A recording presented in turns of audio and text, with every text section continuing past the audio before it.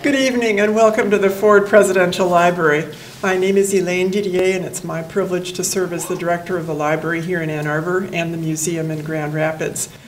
For those of you who are members of Friends of Ford, you make this kind of a program possible, so we thank you for that. And if you are not yet a member of Friends of Ford, we hope you will consider that, because it's only through that extra source of funding that we're able to bring in speakers like the special one we have tonight. Tonight we have the distinct honor of hosting an accomplished journalist and author in Peter Baker. If you are among the several callers this afternoon who inquired when President Obama would be arriving at the library,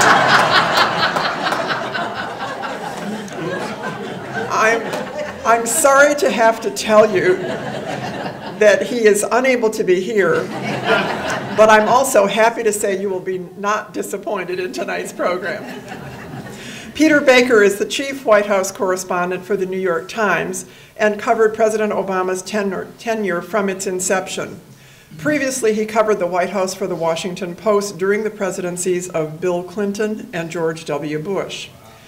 He is the author of 3 other books and also a 2-time winner of the Gerald Ford Journalism Prize for Distinguished Reporting on the Presidency.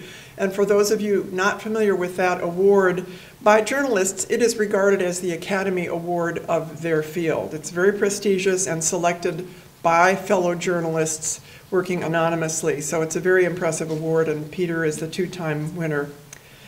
We were fortunate to have Peter speak here back in March of 2009 at the very beginning of the Obama administration, and then had him again discussing in 2014 his book about Bush and Cheney, the book called Days of Fire, Bush and Cheney in the White House, which really focused on the second term of the presidency. Mr. Baker is in great demand, featured not only on the front page of the New York Times with his byline, but also appears regularly on multiple news channels. So we're delighted especially that he could fit us into his schedule to be here tonight to talk about his newest book, Obama, The Call of History. Comments from eminent historians have high praise for this book. Douglas Brinkley referring to him as the go-to journalist and sage, and Michael Beschloss calling him one of the most astute observers of the modern presidency. So with that as background, please welcome a master of the White House and presidencies in general, and now to discuss the Obama presidency, Peter Baker.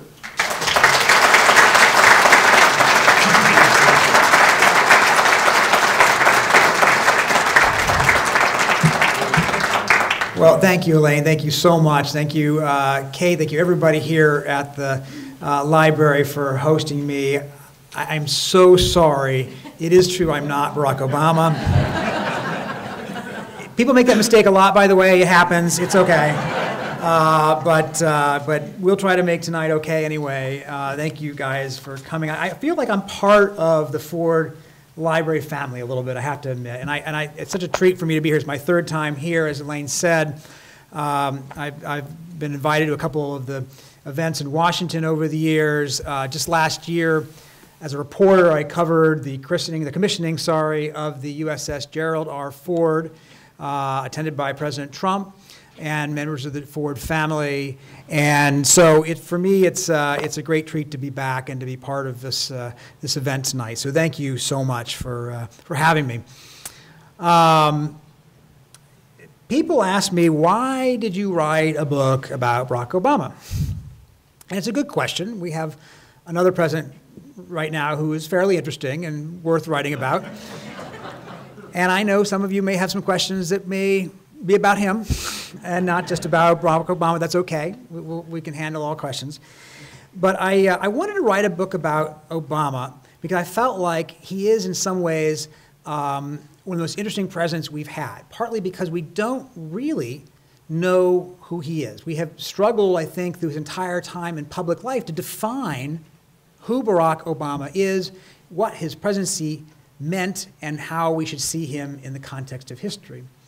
Now, the great thing about this book is it's much more about the pictures than it is about what I wrote. Okay, you'll see outside, if you haven't already, it's a coffee table book. It's got lots of pictures. Essentially, the New York Times asked me to write the captions. I've never been able to write small amounts of text, so it became much more of a book. And it allowed us to look at who Barack Obama is a little bit more than we have in the daily paper. You know, we say the daily paper is the first draft of history. So in a sense, this may be the second draft. And what we did was we took the photos that our amazing photographers and the New York Times staff took over those 8 years, particularly Doug Mills, who's in our Washington bureau, Stephen Crowley, and a number of others, and with a few outside photographs put together sort of a pictorial history of the Obama presidency accompanied by some text. And the mission of the book in some ways was to explore this idea of who Barack Obama is. Remember, when he came on the public stage, it was only a few years before he ran for president. He really became publicly known nationally in 2004 when he gave that very memorable speech at the Democratic Convention. He talked about there not being a red America and a blue America, but a United States of America. By the time he started running for the presidency, he'd only been a senator for 2 years. And so a lot of people looked at Barack Obama and tried to define who he was. And that's natural because, in fact, Barack Obama has spent a lot of his life trying to define who he is, right? The first book he wrote, he's writing another one right now, but the first book he wrote, Dreams from My Father, is all about identity. It's all about defining who he was and where his place in American society was in terms of race, in terms of culture, in terms of history. And if you take that and extend it to his presidency, I think you see a certain theme. When he took office, he deliberately styled himself, patterned to some extent after Abraham Lincoln, right? He announced his candidacy on the steps of the old state capitol in Springfield, just as Abraham Lincoln did. He took the same route to Washington for his inauguration that Abraham Lincoln had done. He put his hand on the Bible that Abraham Lincoln used for his inauguration. He put together a cabinet that some people called a team of rivals. Remember, he had, of course, Hillary Clinton, who had run against him. So there was this idea that, you know, Lincoln could be a model for him. But he wasn't the only president that we kind of tried to compare him to. When he first took office, a lot of people talked about Franklin Roosevelt, right? Because Roosevelt had taken office in the time of great economic distress that was similar in some ways to what President Obama inherited. In fact, I think Time magazine put Obama on the cover with pince-nez glasses and the cigarette holder and made him look like Roosevelt. Others depicted him as kind of a second coming of George Washington. The New Yorker put him on its cover with a powdered wig, looking like old George. Some people, of course, compared him to Kennedy, right? He was going to be the modern Kennedy, leading sort of African-American Camelot with a young and attractive family, taking the White House into a new generation. When things went wrong, when things went badly, he was compared at times to Lyndon Johnson in Vietnam, right? We're sending all these troops to Afghanistan. Is it another quagmire? Is he doing the same thing LBJ did? Some people said he was a little like Dwight Eisenhower because he was kind of a little removed at times. Maybe he liked the hidden hand presidency that people associated with Ike. Some of his admirers called him another Ronald Reagan. And actually at one point, Obama himself said he would like to be another Reagan, not in the conservative liberal sense, but in the sense of a transformative figure who would mark a change in American society. His opponents, when they were accusing him of various perfidies, compared him to Richard Nixon. His critics on the left compared him to George W. Bush because he kept the drone policy and some of the other counterterrorism policies that they didn't like. When things didn't go right in the Middle East, particularly Syria, some people said he was like Jimmy Carter.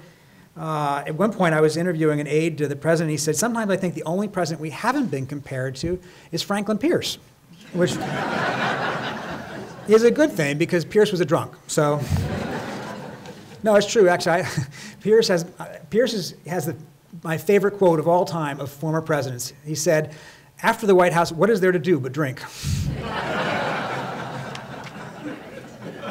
Oh, he tested that thesis, too. So, Obama himself sort of took note of this. During the campaign in 2008, he said he didn't look like all the presidents on the dollar bills, right? And he didn't, right? He didn't. Of course, we know why, and he meant partly that he was the first African-American president. Obviously, he was different than all the 43 presidents who had come before him. And he managed to both captivate and at the same time, to some extent, confuse us. And that was because we imputed to him what we thought we wanted to see. For some, he was the new champion of a fresh progressive era. He would be, in fact, a new, exemplar for the good that a government could do in society. For some, he was a bridge builder. He was a post-partisan figure. He was going to reach across the aisle and work with Republicans to finally get past this gridlock that we've seen in Washington. And of course, a lot of that is us seeing what we wanted to see, right? Whichever way you might have seen him. Because in fact, it's really hard to be both, a strong champion of ideological values and a pragmatic bridge builder at the same time. These things don't necessarily work so well together. Obama himself at one point said, I'm like a Rorschach test. People see in me what they want to see. And I think that was true. And we saw that a lot during his presidency. He was opaque even to those of us who covered him day in and day out.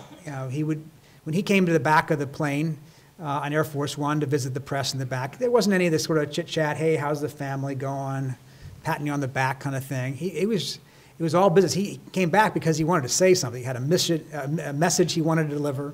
It was always very, very crisp and businesslike.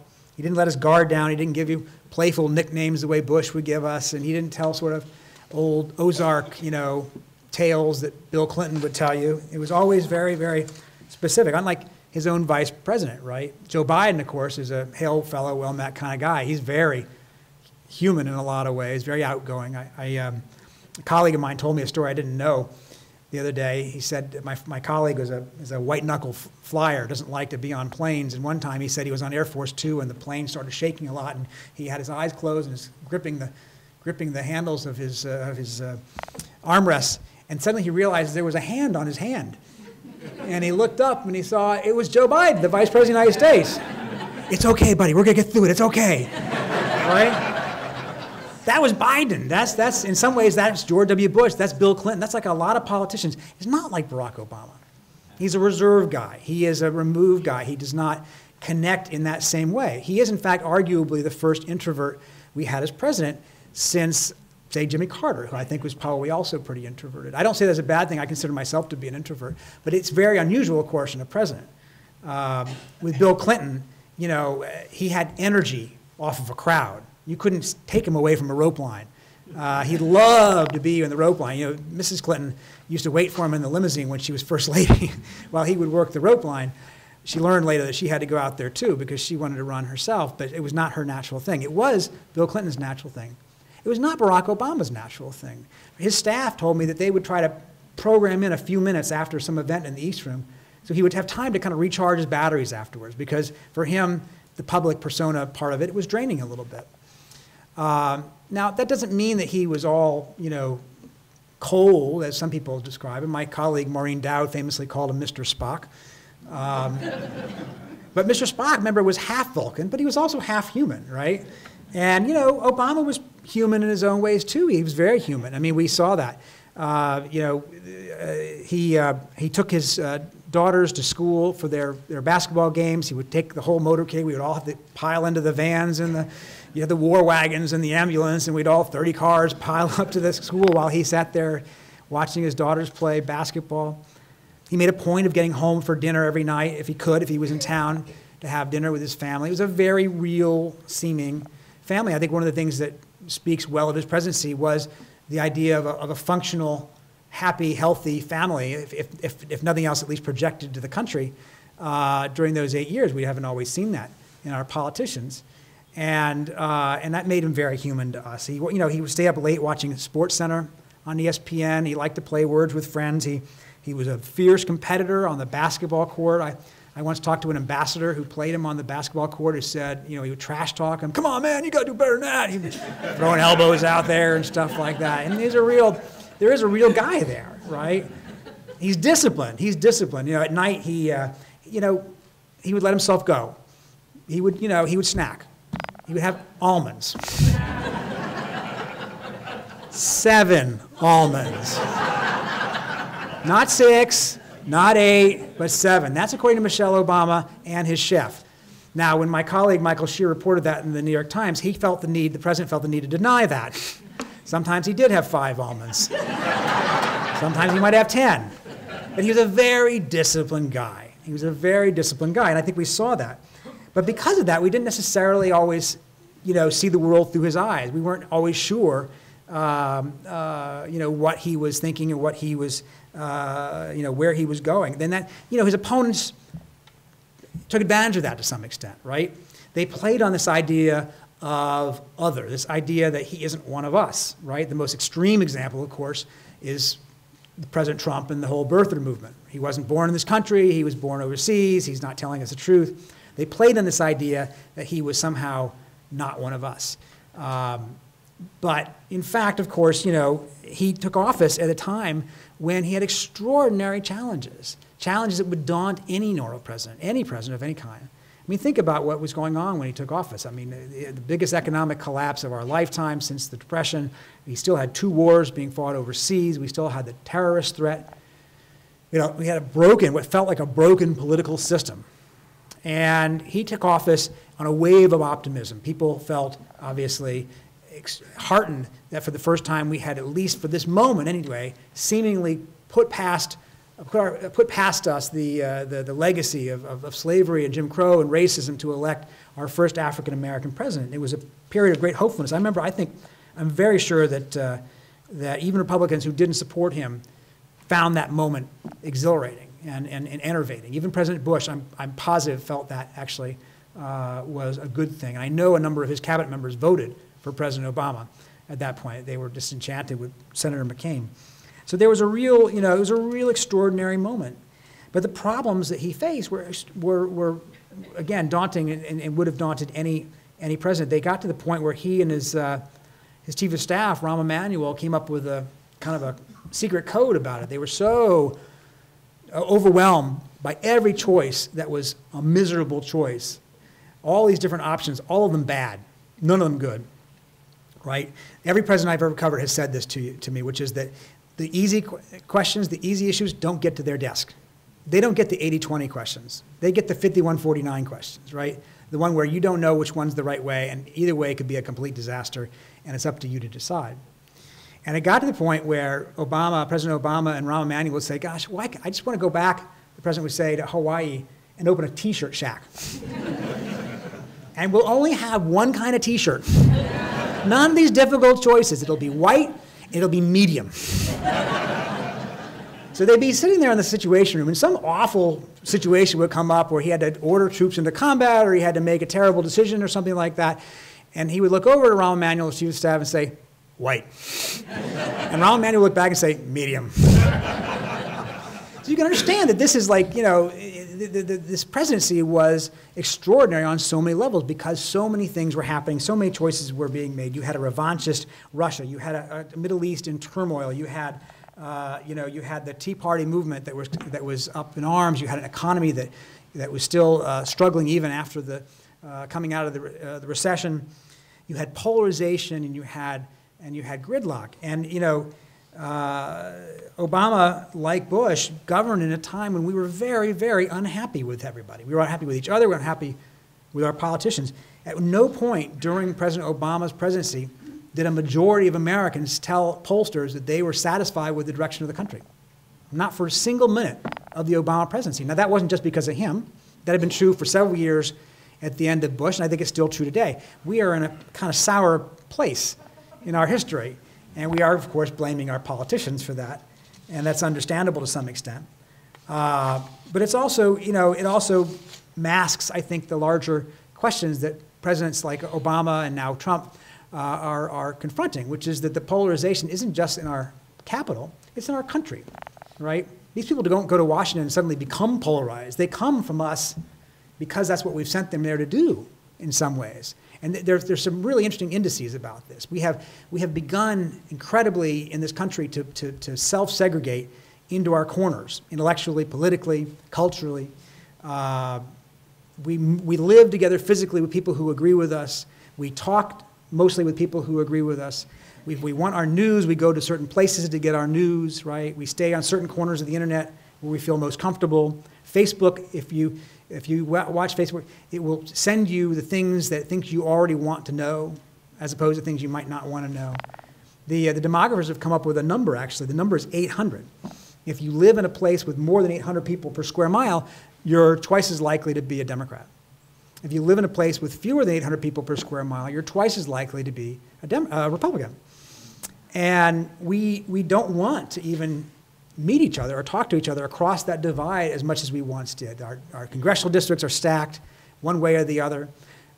They've done polls on would you want your daughter or son to marry somebody from the other party, right? And in the 1960s, the answer is around 4 or 5% said, no, I don't want that. Now the answer is close to about 40 or 50%. I don't want no Democratic daughter-in-law at my table. I don't want no Republican son-in-law coming for Thanksgiving. We don't even want to interact with each other. So is it surprising then that our political leaders are themselves at times greatly polarized? That's the atmosphere in which President Obama was governing. In fact, the one thing he said in his final State of the Union address that was his big regret, the one thing he acknowledged he felt he failed to do was to bridge that gap, to pull the country together in a way that he thought he could.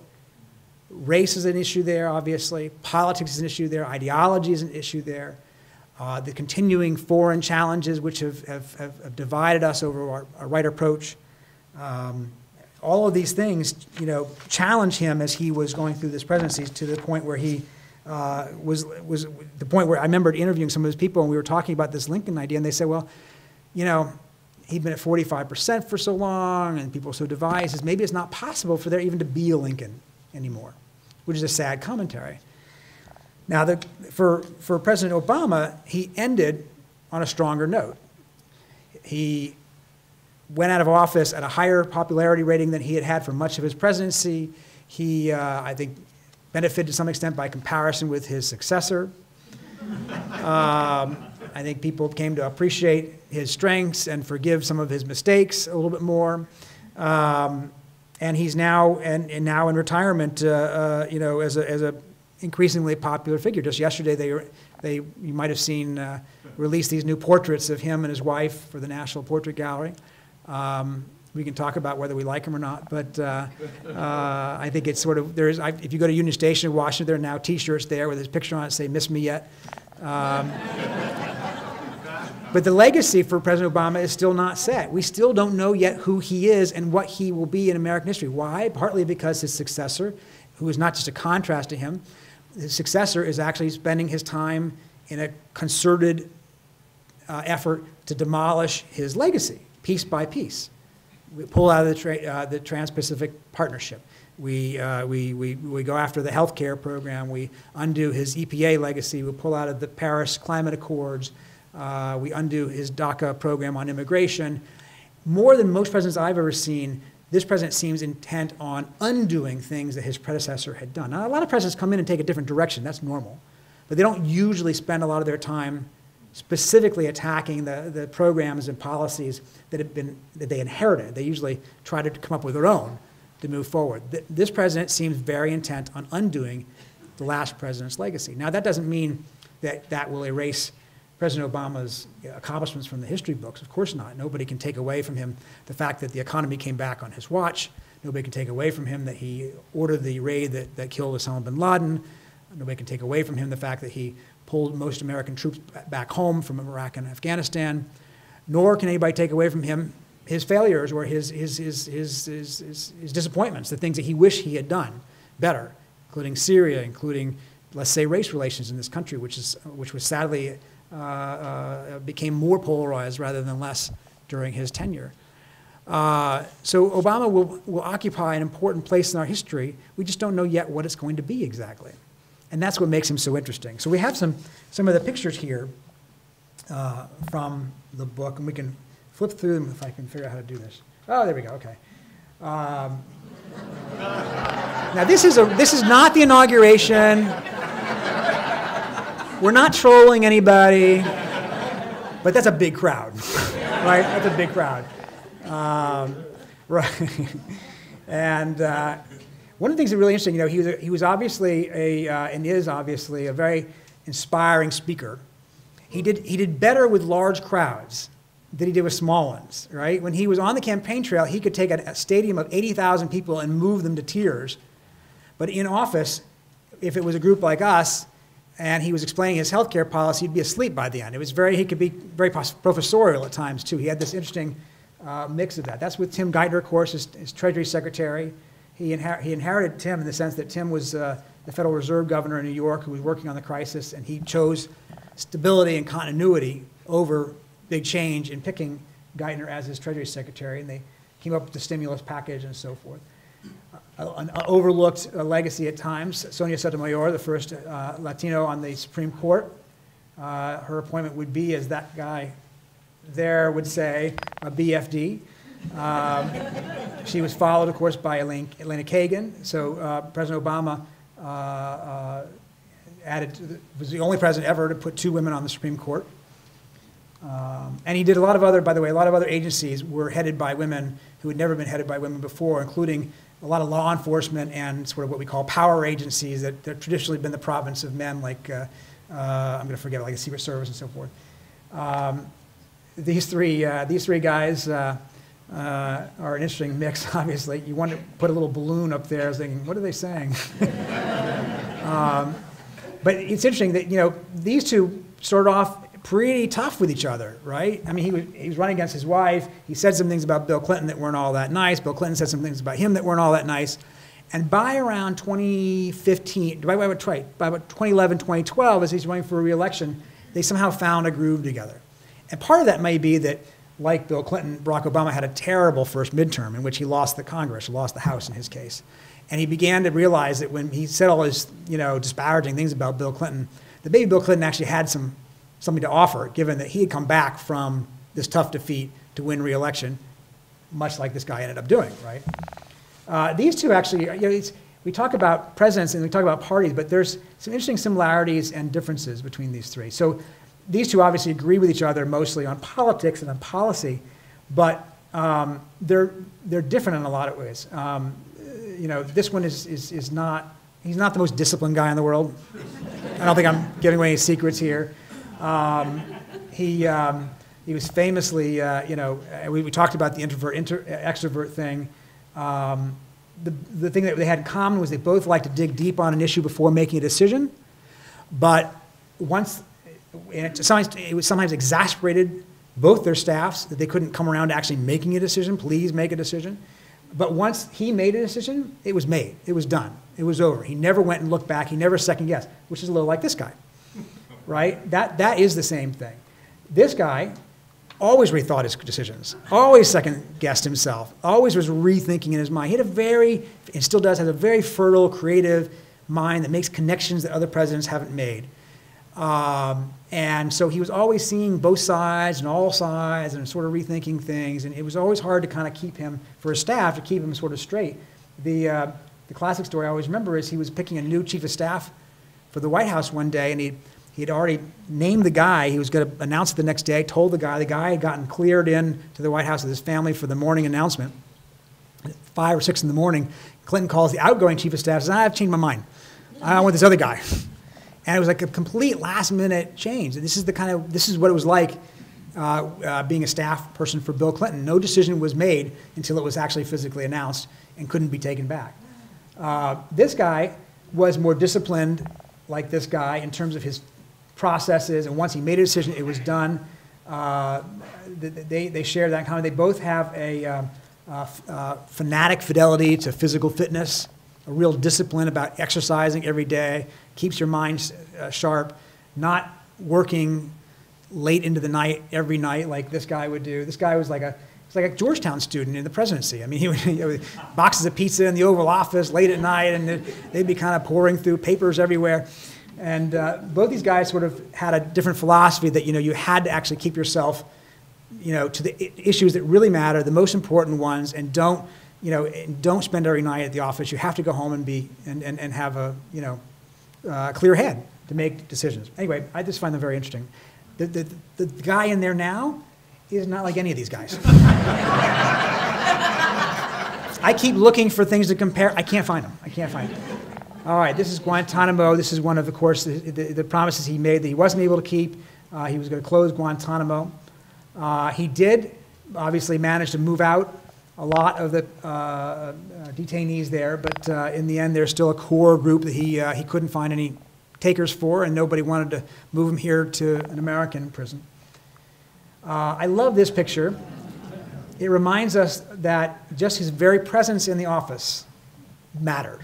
It changed history, right? Like him or not, voted for him or not, it changes things when young kids grow up and see somebody who looked like Barack Obama in the Oval Office. And this boy had said, "Is your hair like mine? Does it feel like mine?"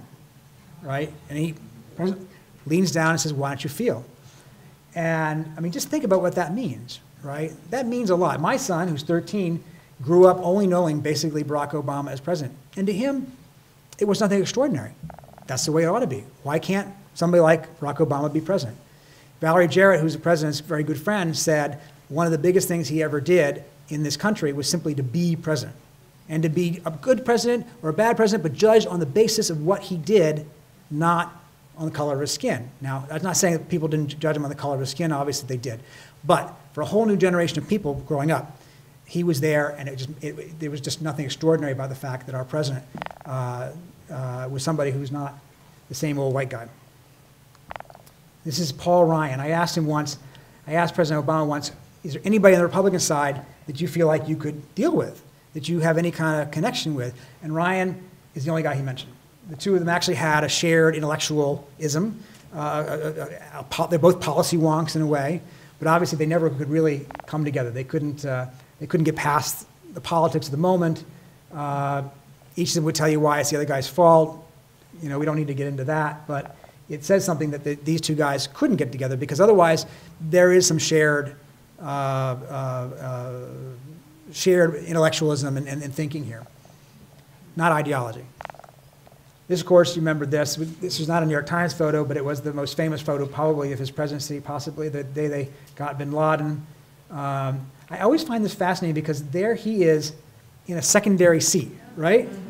It's not important to him to be in the commanding seat. He doesn't have to be in the throne, right? Now, he's not thinking about this for the photograph purposes. He's just sitting there. But that's just who he was, right? It didn't matter to him. But look at the tension there.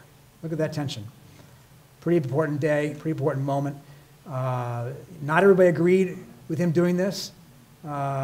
Most of his advisors, in fact, were very queasy about the idea. This guy said, don't do it. Let's take more time, make sure it really is him. A lot was at stake. This guy also, Bob Gates, didn't want to do it at first, warned him against it. So it was a big gamble. This is Qaddafi, of course, in Libya. Things didn't end up well for Qaddafi. But they also didn't end up well for Libya or for us. And this is a big moment in Obama's presidency. The moment, I think, when he changes his thinking about foreign policy in a significant way. He goes from being open, at least, to the idea of interventionism as a theoretical concept, right? He sent more troops to Afghanistan. He tripled the troops in Afghanistan in his first year. He agreed to the advice to go into Libya to try to save the people who were going to be slaughtered by Qaddafi. But then the whole thing goes bad. And it becomes a mess just like Iraq was. And the only difference is that we're not there in Libya the way we were in Iraq. But the result in some ways is the same, not for us, but for the people who live there. It becomes a mess. And Benghazi, obviously, is the next logical event that comes from that sort of botched experiment with how to do foreign policy. And what Barack Obama took away from that was, we can't do this. We can't make a difference, so we shouldn't try in a lot of these places. It was a policy of caution. Some people would say too cautious, too passive. That was the debate that they had within. But he basically came away with the idea that we can't fix, for instance, Syria, so let's not get ourselves too entangled in somebody else's problem. He actually came up with a slogan for that kind of basically defined his foreign policy. He told that to us one day on Air Force One. He came back to the press cabin. He said, look, my approach is, don't do stupid shit. And he wanted us to really remember that, even though it was off the record at the time. He wanted us to remember that. He made the reporters there repeat it after him. Now, what's my policy again? Don't do stupid shit, right? So that was his, it's too simplistic. It's only 4 words, but actually, I think that begins to inform the way he looks at the world. Don't do stupid shit. And the trick is, for places like Syria, where a more muscular American effort might or might not have made a difference. I don't necessarily mean troops, but I'm just saying something more assertive. That's what his own people wanted him to do. he kept coming around to the idea, well, what could go wrong? What are all the ways this could go bad? And of course, there are always ways that could go bad.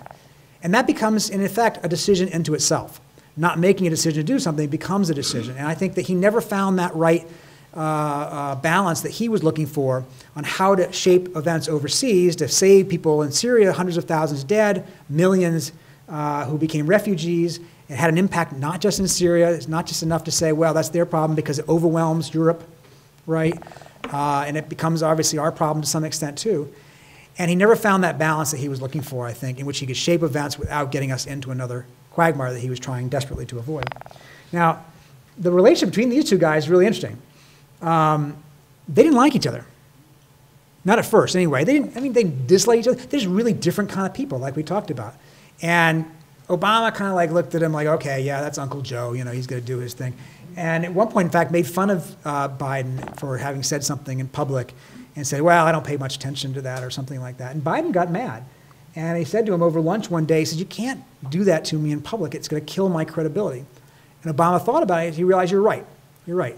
And they ended up forging a stronger relationship than anyone would have imagined because these two are very different types of people.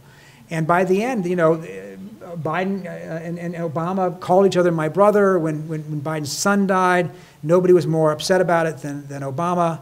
You know, they really did actually become a pretty remarkable partnership here, which I don't think a lot of us would have expected. The family, you know,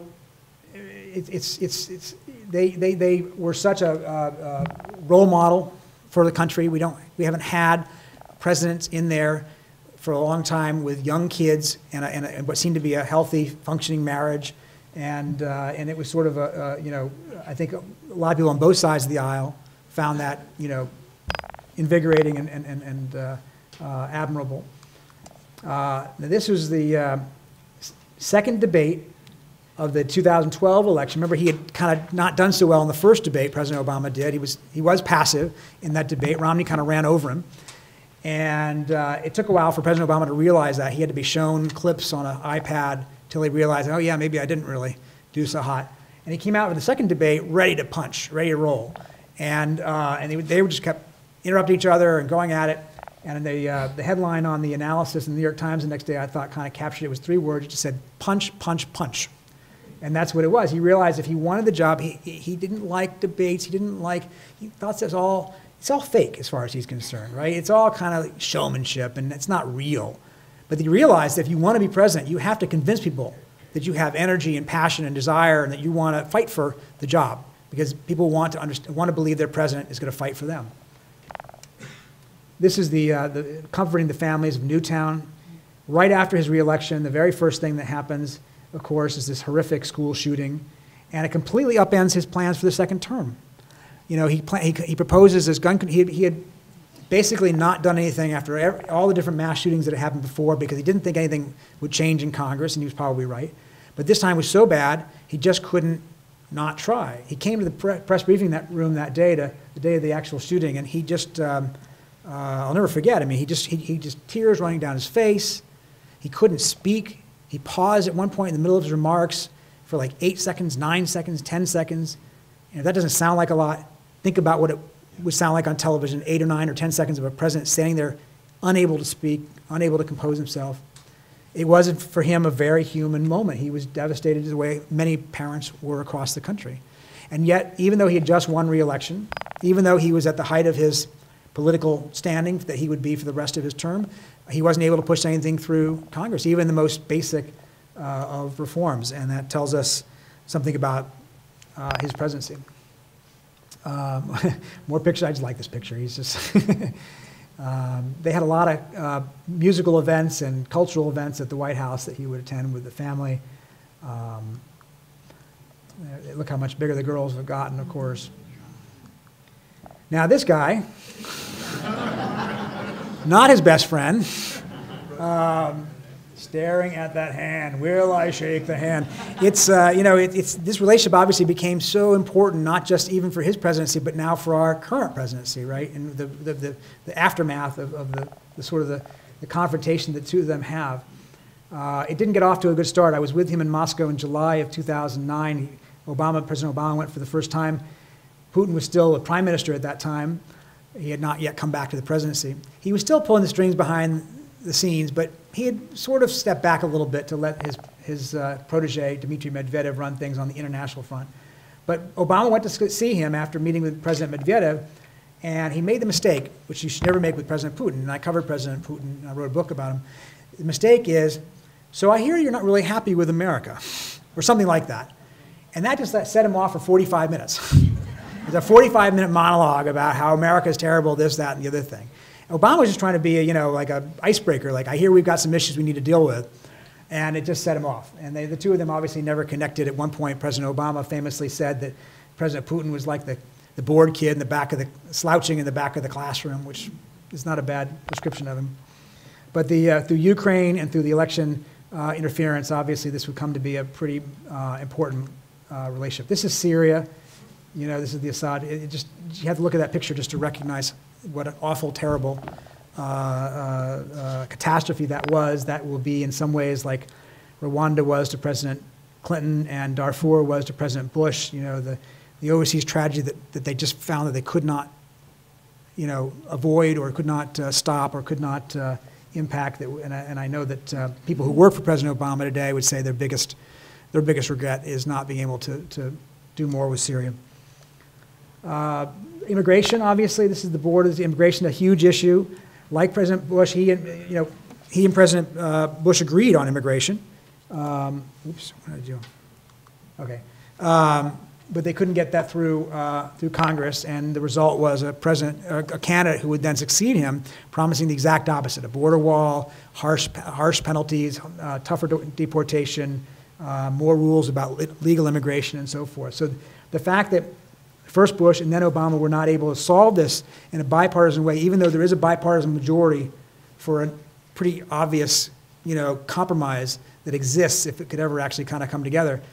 The fact that they could not do that meant that the issue was unresolved when he left office, leaving it to his successor to then take it in a different direction. This is one of the inaugural balls. Michelle, obviously, very popular, didn't want to be a first lady. Melania is not the first. Really, just not her thing. She said publicly at one point that that she had been really felt really burned by the 2008 election when she had said something like, "This is the first moment I'm really proud of my country," and that was taken to be a terrible knock on the United States. And there was the New Yorker cover in which she and Obama were pictured as sort of radicals doing a fist bump, and Fox News at one point referred to her, some commentator referred to her as Obama's baby mama, which she didn't particularly appreciate. And she kind of retreated from public life, I think, for a lot of his first term, and it took her a while to kind of get past that and move on and realize that it's not about her, it's about us. And she took a little bit more active role in the second term. There are people out there who say, well, gosh, only if Michelle will run. No way, ever going to happen. She hates politics. At one point, I was with Obama in, I think, Omaha, late in the second term, and somebody called out, 4 more years, and he said, look, he says, thank you very much, but there are 2 reasons why that can't happen. One is the 22nd Amendment, and the other is Michelle Obama. She was not going to put up with that. This is Selma, where they had the 50th anniversary of the bridge incident, and it was a very stirring moment. In his first term, he didn't talk much about race. And he would tell you that was because he had a lot of other things on his plate, like an economy in tatters and wars in Iraq and so forth. But, it was also a pragmatic calculation that he did not want to be talking about race before his reelection. He didn't want to be African-American president. He wanted to be president who happened to be African-American, right? He wanted to be president for all people. And he resisted the idea that he should be doing things specifically to help the African-American community as opposed to all people. So his argument would be, well, look, my health care program disproportionately helps people who are African American or people who are disadvantaged in some way because those are people who need health insurance. Or my economic programs will help people who are out of jobs or the higher African American unemployment rate and so forth. So my policies will help African Americans, but he did not want to be seen as focusing on that because it's still a country that is struggling with race. By his second term, he became more comfortable talking about it. For a couple of reasons. One is, of course, re-election was passed. 2, I think he was more comfortable in general in the office. 3, there was several of these anniversaries like Selma that sort of raised the issue nationally, and he chose to, mark them: the March on Washington anniversary, the Civil Rights Act passage anniversary, the Selma anniversary. And then 4 is this horrific series of police shootings and unrest that followed those that forced him to talk about it, because, of course, any president, white or black, would have had to address those issues. And he gave some very powerful comments at various points. Trayvon Martin, remember, he said, this could have been my son, or at various points he said this could have, he recalled his own experiences, and he goes to Charlotte and he sings Amazing Grace after that terrible church shooting. So in his second term, he found a little bit more of his voice on these issues. At the same time, unfortunately, the country shows, and you'll see in the book, actually, there's some charts that show how optimism on race had been so high when he took office and just plummeted by the time he left office. So that one of the terrible, unfortunate legacies of the first African-American president is that we not only have not solved the race issue, in some ways we have just it continues to fray at our country. And I think that's one of the disappointments. I think people are overly optimistic to think, aha, we've now elected a guy who's African-American, therefore we must be okay. No, obviously the issues are deeper. One of the other things I'd say about this picture, by the way, is not seeing this picture, but here, I think over here maybe, is George W. Bush, who came for the Selma anniversary. George W. Bush, who doesn't get a lot of credit for it, he has been mostly out of public sight since his left office, but some of the few times he's come into public were for the anniversary of Selma, the anniversary of the Civil Rights Act, and things like that. Unlike other Republicans, George W. Bush wanted the Republican Party to be a big tent party. He wanted to reach out to minorities. He wanted there to be, he actually did believe in the idea of, crossing barriers and so forth. And he's here for this anniversary, one of the very few Republicans who comes for it. But unfortunately, he stands over here or something, so he's not in a picture. I think that's a shame, actually. I think they should have found a way to make sure he was over here. I think it would have been a better picture for America to see those two presidents together marching down the street.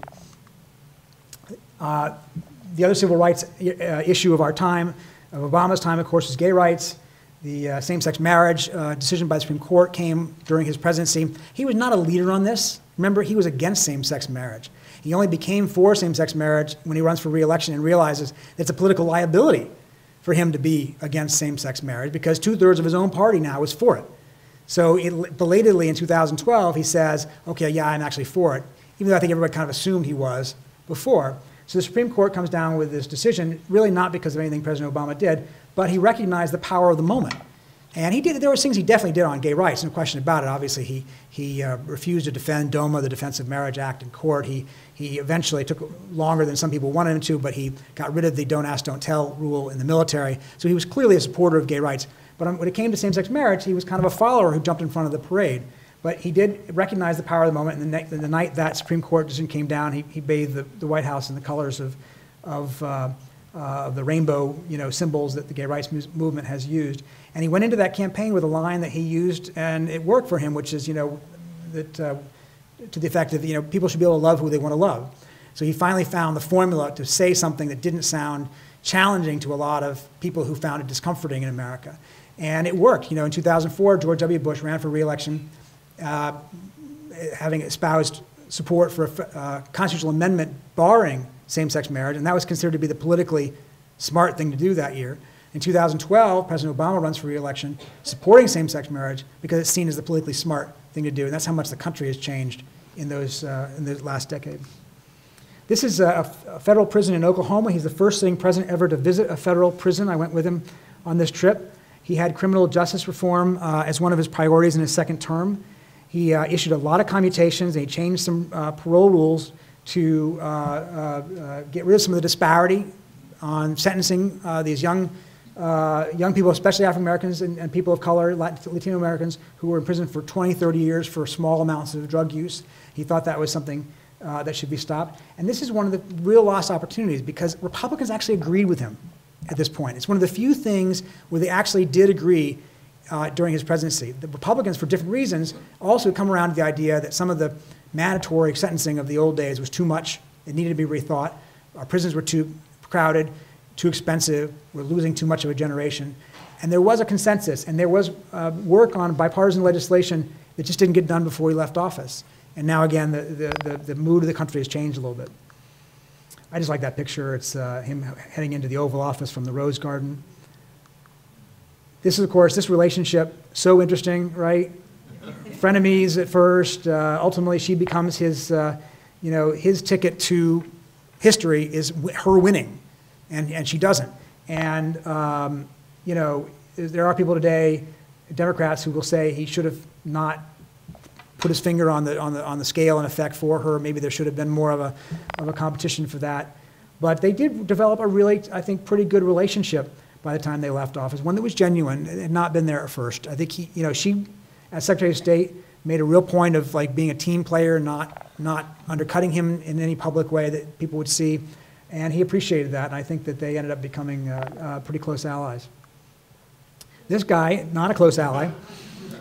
This is actually the very first moment they met, right? All this time that he had been saying that he wasn't born in the country and all that and running for office, they had never actually met. The one time they came close was in 2011 at the White House Correspondents' Dinner, where he had some pretty sharp things to say about that guy, right? You all saw that. I was there that night, and he did not look happy. Some people say that's why he ran. I'm not sure that's the case, but certainly he saw some payback, I think. He really does not like him. He told an audience at one point, "I will consider it a personal insult if you elect him." Why did that happen? That's one of the central questions we have yet to answer about President Obama. If the country was ready to elect him twice, why then would it pick somebody so opposite him to succeed him, right? Now, David Axelrod, who was President Obama's chief strategist at one point, says, look, the country prefers a remedy, not a replica, all right? After 8 years, we kind of get tired of whoever's in there. We look for the person who's the opposite of the one we just had. That was true of George W. Bush, who seemed to be the opposite of Bill Clinton. Barack Obama seemed to be the opposite of Bush. You couldn't get anybody more opposite than Barack Obama. And so that's where we are today, and maybe we should open up for some questions.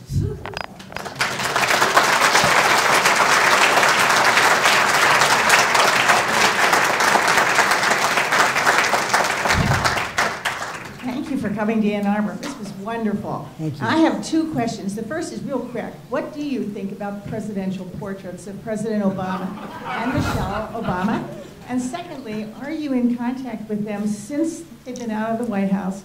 And now that the dust is settling and he's going through his papers and setting up his library, do you see him having any particular agenda or focus for his post-presidential years, much like, say, Jimmy Carter, who went right back to his main passion of Habitat for Humanity, something like that, where he just went back to his other life for total commitment? Right.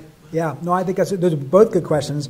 I'm going to duck a little on the painting one because I spent a lot of time in Washington. I know how they do it. I thought they were both very interesting. I think they're unconventional. Or I thought the one President Obama looked a lot like him. And I thought it was pretty interesting, and I liked the one of her. I didn't see her in it as much, but it's creative. And these are not the official portraits that'll be in the White House, by the way. These are simply for the portrait gallery, but they will still have a portrait unveiling at some point that will be presided over by President Trump, because that's how it works. And that his portrait will then replace the one where George W. Bush is now, and then they'll move them all. They move the portraits into certain places around the White House when they're in there. What is he going to do? I think, first of all, he's going to write a book, right? He's working hard on this book, and he's actually got a 2-book deal. Mrs. Obama has a book of her own. So he is working on the Presidential Center. He is setting up a foundation. They have had some events on a relatively low-key basis. He's given some speeches for a lot of money. So he has not yet, I think, found his momentum that he will get. But he's looking for some cross between, I think, what President Carter did, President Clinton did, and what President Bush did. President Bush actually has a pretty active public policy center. He goes to Africa every year or two. He's more quietly than, say, President Clinton, who has a bigger, more higher profile in New York. I think President Obama will look for some cross between those and focus on particular issues. He's doing one with Eric Holder, his Attorney General, on voter registration, voter gerrymandering issues. That's a big thing for him.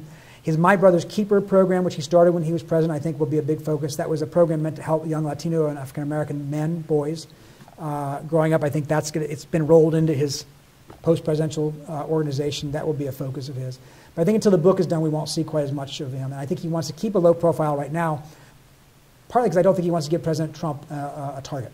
And he recognizes that if he speaks out, then it gives Trump what he wants, which is somebody to go after. Because Trump likes a foil. He prefers a foil. If he can't find one, he'll make one up. It'll be still Hillary Clinton, even though she's not running anymore. It'll be the fake media because it's a convenient foil. I think President Obama doesn't want to be his foil. He wants the focus to be on President Trump and whatever he does without giving him somebody to play off. Like the previous question, or a quick one and a more thoughtful one. The quick one is, did you ever catch him smoking? and the other one is, what's the most undignified thing that you ever saw Obama do when he was president? And I won't ask you to compare that with any other occupants of the office, but feel free to if you'd like to. I never caught him smoking. He was caught smoking, but not by me, and he did a pretty good job keeping that out of the public light. He claimed he quit. There's a special counsel investigating that. We'll find out. What did he do to undignify? He was the first real social media president in a way that nobody had been before. When President Clinton came in, they began to have some of this stuff, but not, President Clinton's only written 2 emails in his life, I think. And while he likes to claim the internet, it really wasn't his thing. President Obama really is the first social media president. So he not only did Twitter in a more restrained way, and he answered questions on Reddit, and he did a Google Plus thing, and he did wrote an essay on Medium and all these things. He would give these interviews to these YouTube stars who were some pretty colorful characters. One of whom was nicknamed Swoozie, I think. Another one was Globel Zell, I think. She had green lipstick and posed naked in a bathtub filled with Cheerios and milk or something. So there's some, not with him, he wasn't part of that, but so he gave some interviews to people who were kind of unconventional, let's say. They would not have gotten close to a president under previous administrations. He had a sense of humor. He played along with some things. BuzzFeed had him do this thing with a selfie stick once, and he's like primping in the mirror and doing all these things. So he did some things that he tried to kind of push the boundaries a little bit. He did not do, if your question is, some of the things that the current president does. It was not his nature to attack people in the same way, to go after people, at all. He didn't. I'm not saying he was conflict averse, because he certainly, he could rough it up with people when he felt the need to, but it wasn't the same sort of barrage of angry tweets and name calling and so forth. If he had said some of the things that this president says almost every day, I think everybody would have been shocked.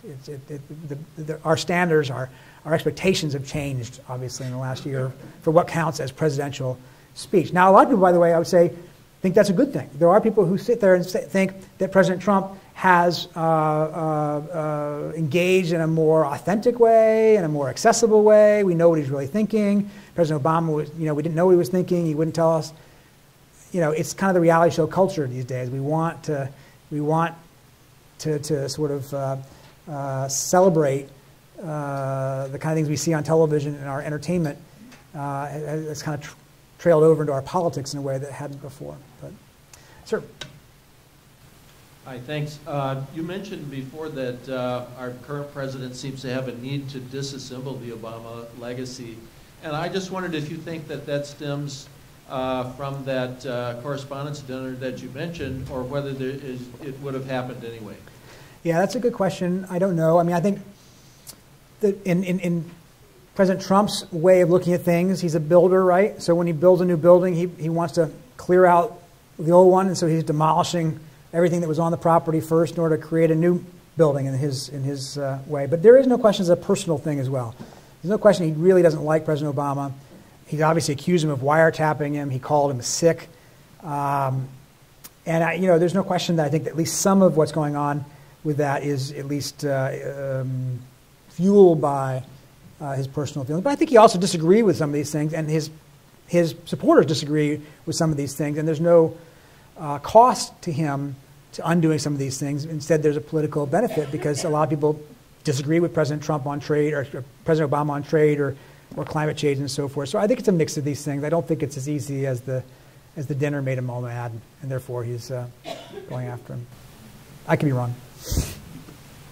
Yeah, hi. Thanks for your talk. It was a great talk. Thank you. President Obama was criticized frequently for not reaching out to the other party, not being snoozing and whatnot. And I wanted your take on that. It just seemed to me that when he was, the way he was treated by the other side, that, you know, within a week, I think it was Mitch McConnell said, we will not support anything. You know, I'm not getting it exactly right, but the idea that we would oppose him on everything. And it just struck me that he was responding, you know, he was dealing with a very hostile type of situation with the other party. Yeah. Well, look, there's no question about that, and I think that's not new to President Obama. That's increasingly true with each passing president. President Clinton and the Gingrich Republicans obviously were quite at odds. I think President Bush faced a pretty hostile Democratic Congress when he had Democrats in there. It certainly has continued to get even more so, I think. And I think that President Obama decided early on that the Republicans were not on the level. That's a phrase he liked to use. They're not on the level, meaning they're not genuinely interested in the things that they say they're interested in. They're only interested in obstructing me. And, you know, there's no question that in Washington these days, there's a political disincentive toward bipartisanship. It used to be there's a political incentive toward bipartisanship. If you were a member of Congress, you got a payoff, in effect, by finding somebody from the other party and standing together saying, hey, we put in a bill together. Today, you would be punished for doing that. At least it would be a risk of punishment because you are more likely at home to be challenged on the right if you're a Republican or on the left if you're a Democrat than you are to be challenged across the aisle. So people don't want to be bipartisan. It's not seen as a good thing. It's seen as a bad thing. Bipartisanship, compromise are seen as caving. They're seen as giving in. And so President Obama decided early on it was a sham. He didn't have much patience for it. In fairness to Mitch McConnell, when he said that, he actually said that 2 years into his presidency, right before the midterm elections. What he said was, my first goal, my number one priority is making sure President Obama is a one-term president. He said that in fairness to him in a campaign context. And in a campaign context, I think every politician would say that it's their goal to make the other guy a one-term president. That was then taken, of course, to mean he would be obstructionist on everything. And you could argue that, that his policies, his votes, and his actions in Congress did suggest that. Fair enough. But I think that actual quote was somewhat taken further than it actually was. And I think that President Obama looked at that and said, well, see, there's no point in doing that. In fact, he said at one of these White House Correspondents' Dinner to all these people who said he should be getting together and schmoozing with the Republicans, he says, why don't you have a drink with Mitch McConnell? Which got a big laugh. But I think that he gave up early on that because I think he just decided from time to time some aide would convince him to have dinner with some Republicans or whatever, he'd have dinner, and the week later they would vote against him, and he would say, see, it doesn't work. And of course, that's just not how it works. You can't do one time and assume there's going to be a quid pro quo 1 week later. It's much more of a sustained thing. It's much more of it was never seen as being authentic on his part. So to the extent that the Republicans weren't interested in working with him to begin with, they didn't see any reason to, by virtue of his side of it as well. And he thought it was all fake, so he didn't bother trying. And part of it too was he would tell the Republicans what they should want, which never went over very well. Right? So he told me this once in an interview. He crafted the original stimulus program, about $800 billion, in the first few weeks of his presidency. He had to act fast. The economy was tanking. So he designed a program that was basically 1/3 aid to states, 1/3 public works projects, and 1/3 tax cuts. Now, these tax cuts were temporary, and they were not the kind of tax cuts that Republicans necessarily like, but they were tax cuts. And his view was, hey, guys, I gave you tax cuts. You should vote for this thing. And their view was, well, wait a second. You don't tell us what we want. We'll tell you what we want. And I think President Obama later came to understand, he said to me later, he said, I should have let them force me to put tax cuts into the stimulus. And then they would have had some ownership over it. And maybe it would have been not him telling them what they should want. Nobody wants to be told what they should want, you know. And I think that was a lesson for him. But in the end, you're right. I mean, there's no question. Both parties were not in a mood to work with each other, and President Obama didn't think that there was much chance of changing that. Sorry. Quick comment for you to respond to and then a question. First one is, do you subscribe to the Ta-Nehisi Coates theory that basically the election of Trump and his policies of, trying to erase the legacy of the first African-American president is basically, as a white president and a white backlash to Obama as president?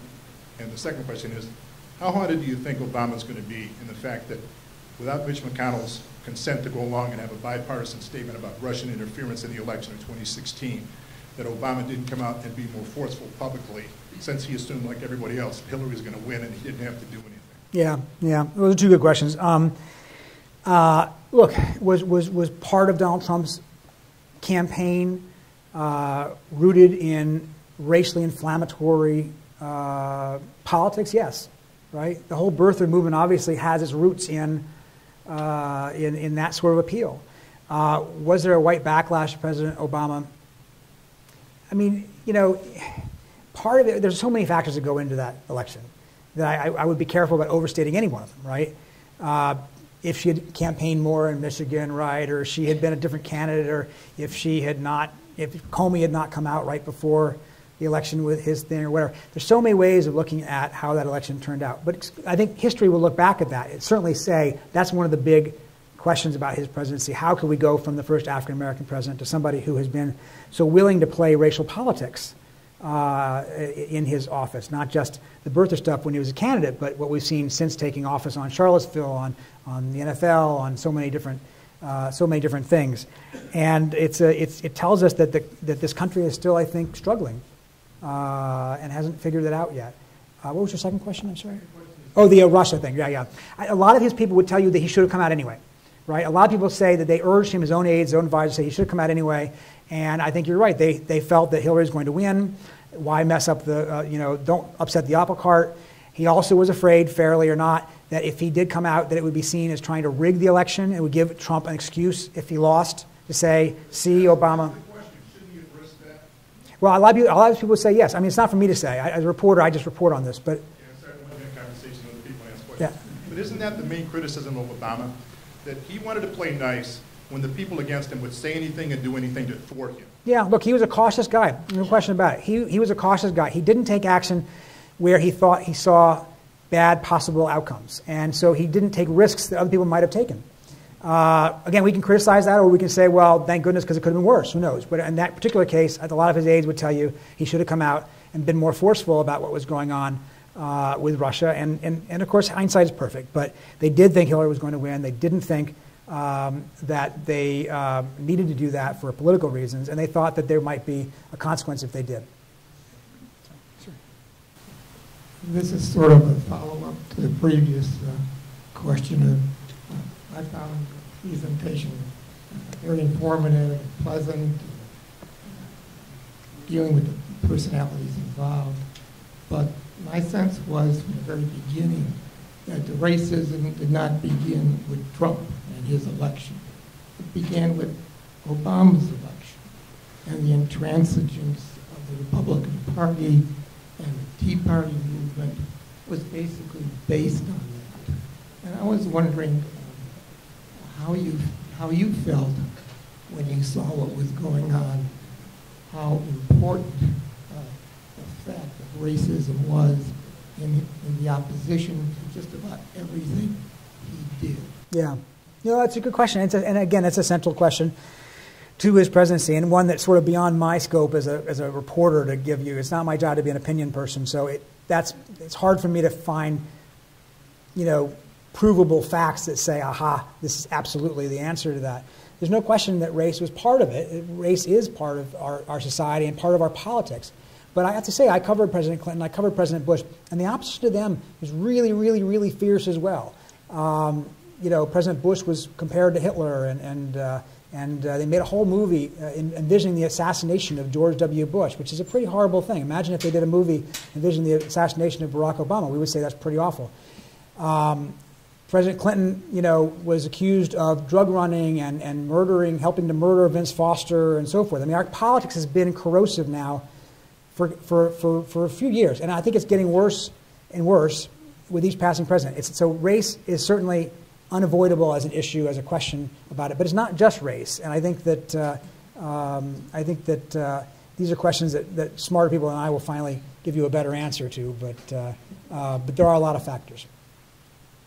I want to ask about the Affordable Care Act. Yeah.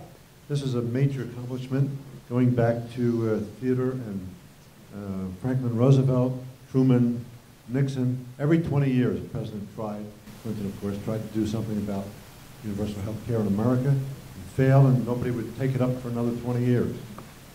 But what I want to focus on is when it passed, President Obama failed to take the issue to the country, to sell what he had gotten, which had many very desirable features, not perfect, but many desirable features.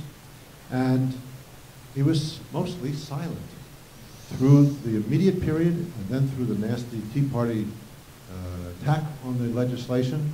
How do you account for that? Yeah. How was he in personal interview on the very same questions? Yeah, no, it's a good question.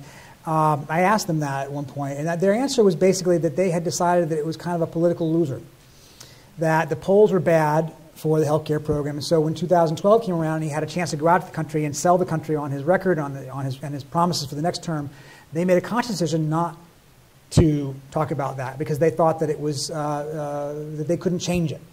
Now you could argue that's a defeatist idea from the start, and that if you believe you're not going to be able to change it, then you're not going to be able to change it because you're not trying. But that was their calculation, and the number stayed stubbornly low in terms of approval of the program until the last year, when President Trump wanted to get rid of it. And then suddenly people were like, well, wait a second, maybe this isn't so bad. There's some things I get out of it that I don't want to go away. And that's why suddenly, it may have been a political winner for so many years to the Republicans, and then suddenly it wasn't.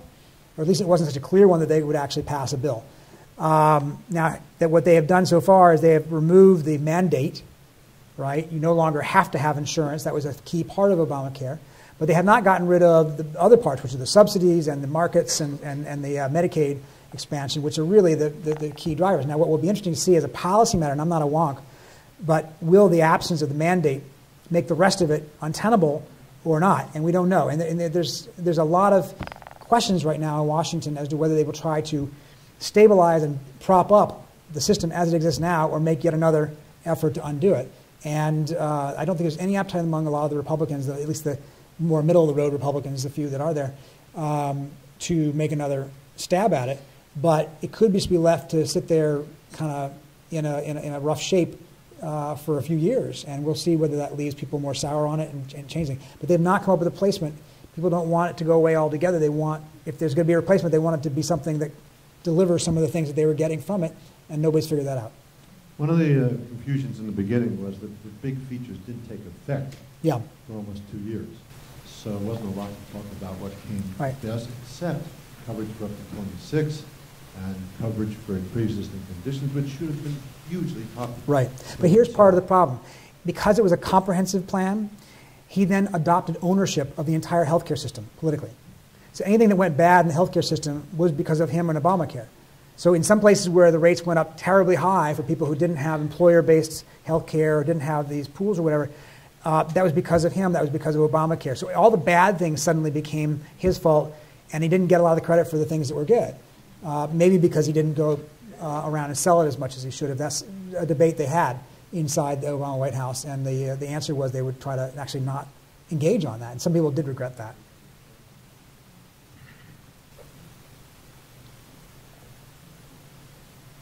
I like President Obama, and I voted for him.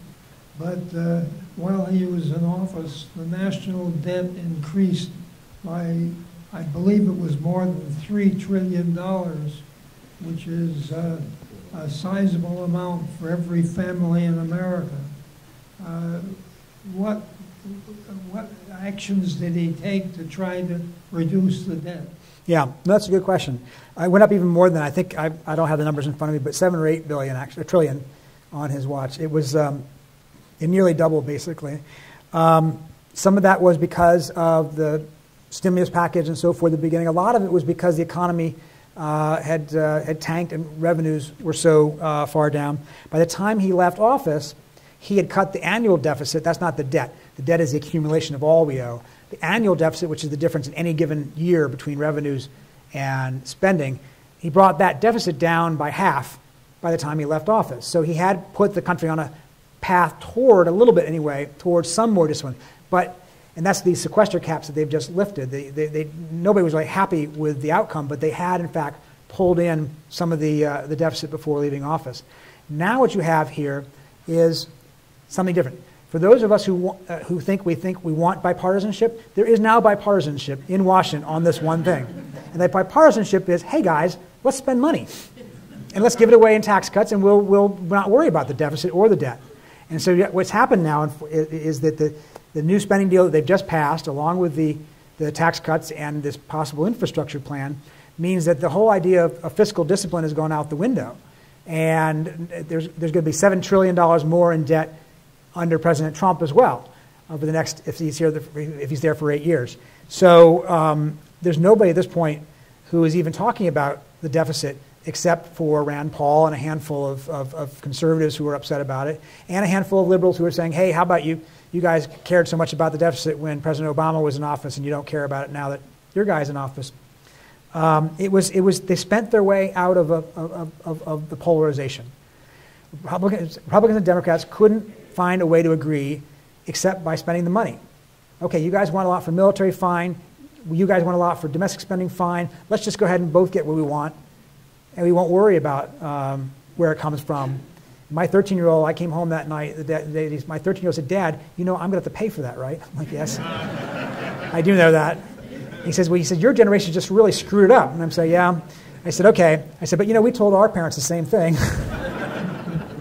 So yeah, you're right. And there's at this point, the mood for fiscal discipline in Washington is gone. And we'll have to see whether that comes back at some point. But it's a big issue. They're going to have a federal debt that's over 100% of our GDP soon. And that's going to be higher than any point that we've had it other than times of crisis and war. Last question. Hi. Thank you so much. It was really great hearing you. One thing I always appreciated so much about Obama was, and I never took it for granted, was this feeling of, having this really thoughtful, restrained, and balanced person. I know I'm not making a show. But one thing I thought was so out of character with him, and maybe you can shed some light on this, why he was just so hell-bent on Edward Snowden. I mean, there was never a, gee, maybe he didn't do this the right way, but on the other hand, what a risk to take. I mean, he was just unmovable. Can you say something about that? Yeah, that's a good question. Question about Snowden and why Obama was hell-bent on. Look, again, we talk about partisan differences. One thing that's often not a difference is when you get to the White House, whether you're Republican or Democrat, you often see some of these security issues the same way. So you had President Obama as a candidate out there accusing President Bush of sacrificing our civil liberties and going too far in the war on terror, and he was going to do this and he was going to do that to fix it when he got there. But when he got there, he didn't do nearly as much. He actually kept a lot of what President Bush left behind. Now, why did he do that? Part of it was because President Bush himself had already started to change things, okay? What I often tell people is President Obama ran against first-term Bush, but inherited second-term Bush. And by that I mean that by the time President Bush left office, he had scaled back a lot of the things that he had done in the first term. There wasn't any waterboarding in his second term at all. They had already stopped doing that. He moved more prisoners out of Guantanamo than Obama ultimately would. He wanted to close it, he said himself. He got closer to that in the sense that he put like 500 prisoners out. He left the harder cases for Obama, in fairness to Obama. He went to Congress and said, okay, this warrantless wiretapping thing that you objected to that I did on my own without asking for your permission, let's actually have permission. And he had a bipartisan bill supported by Senator Barack Obama. So a lot of the things that people felt had gone too far in the first term had been changed by the second term. So when President Obama gets in there, the campaign rhetoric kind of goes away, and suddenly he's in the Oval Office. He's given this intelligence report every day. And this intelligence report tells him every day, here are all the ways people are trying to kill Americans, and you're responsible for stopping them. And so whatever their principles and whatever their politics are before they get there, a lot of presidents, I think, see those intelligence reports through the same lens, which is they're much more sympathetic to the security apparatus when they're in office than when they're not. Part of it is because they think, I can be trusted with this. I'm not going to abuse it. And what they don't think is, what's the next guy got to do, right? So the system should be about systems, not about any individual president. There's no question that with Obama's people, it was like, yes, I get some of these things are, maybe too far or whatever, but you can trust us because we won't abuse it. Well, that's not the way government works. The way government works is you put in systems that will restrain presidents who might not have the same motives that you do. So when Edward Snowden comes along, he sees a guy who is exposing things that he thinks are necessary to the country. And what's interesting is he also says, well, we're having a good debate about this. What he didn't acknowledge, of course, is the only reason we're having that debate is because Edward Snowden helped us understand what was going on. We wouldn't have known probably a lot of these things had it not been for Edward Snowden. But again, I think presidents, when they get in there, Democrats or Republicans, civil liberties or libertarians, they tend to look at it through a different lens than they do when they're out in the campaign trail. And they feel a burden and a responsibility that shades and influences their thinking, rightly or wrongly. I'm not excusing or justifying, but that's, I think, the way they think and that's the way they see things. Okay, thank you guys very much. It was great having you. Thank you so much. It was great to see you.